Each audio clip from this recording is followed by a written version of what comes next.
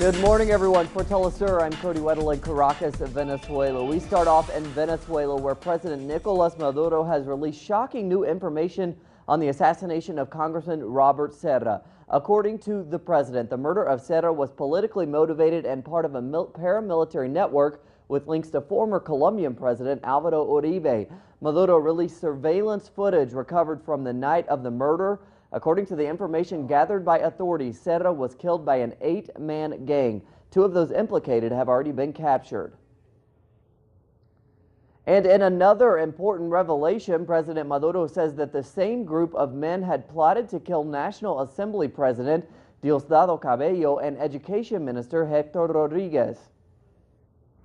Meses antes intentaron asesinar a Héctor Rodríguez. Yo lo he dicho. En el lugar de residencia. Before, they tried to kill Héctor Rodríguez with a sniper. I said it, in his home, where he lives with his wife and their 3-year-old son. God protected him. In the investigation, we still haven't found out who did it.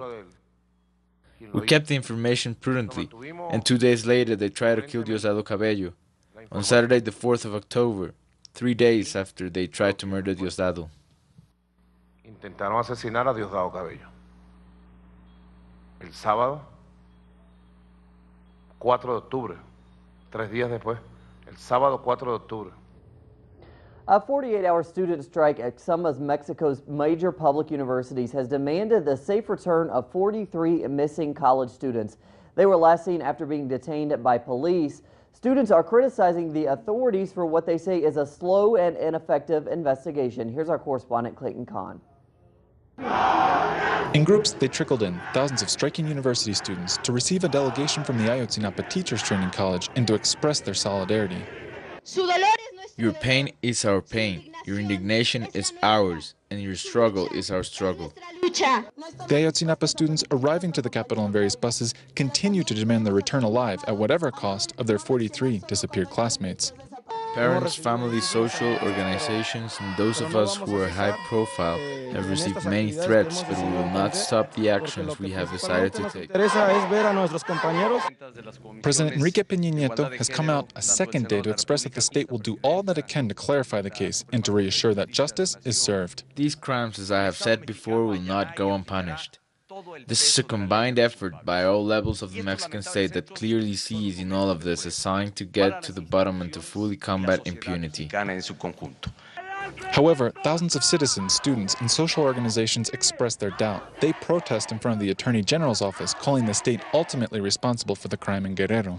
It's a state crime, and we thought that these kind of things wouldn't happen to us anymore. But the fact is that they continue to happen every day. But today, in such a large scale, it is very serious, and those responsible are high up in the system. Up until now, Mexican security forces have detained 50 people that they say are responsible for the kidnapping of the students. Mexico's Attorney General also affirms that the bodies found in the mass graves are not those of the missing students, prompting many to wonder who they are, and thus, where are the students? Clayton Kahn, Telesur, Mexico City. And staying in Latin America, we go to Brazil. 2 new polls released Wednesday show that incumbent President Dilma Rousseff and her pro-market rival Aécio Neves remain in a dead heat ahead of the presidential election runoff set for October 26th. The poll shows Neves with a slight advantage over Rousseff, leading her with 45% support. Both candidates held rallies in the city of Sao Paulo on Wednesday, with Rousseff reiterating her claims that Neves will return Brazil to the levels of poverty and unemployment of the past.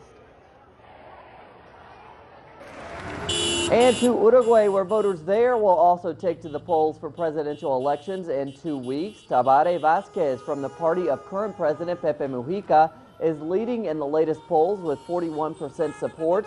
The opposition National Party garnered 28% support.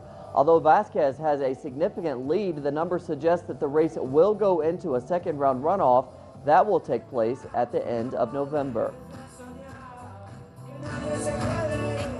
With the Ebola virus death now officially hitting 4,000, the ALBA group of Latin American countries confirmed on Wednesday that they will hold a meeting in Havana, Cuba, to discuss a joint action plan to tackle the virus in the region.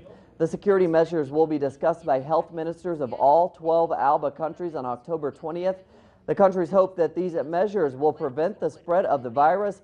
Other regional bodies, including UNICEF and the Pan American Health Organization, are also working to stop any outbreak in this region. And now to the Middle East we go, where the U.S.-led military offensive against the Islamic State continues. But on Wednesday, Washington's envoy to the coalition forces, John Allen, admitted that the Islamic State is making substantial gains in Iraq despite intensive airstrikes.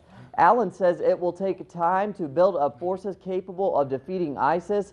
Meanwhile, in neighboring Turkey, pressure is mounting for the government to intervene in the town of Kobani. That's where Kurdish forces are trying to prevent the Islamic State from taking over the city. To the Philippines, where a U.S. Marine has been formally charged with the murder of a transgendered woman. The Philippine government wants to take the Marine into custody.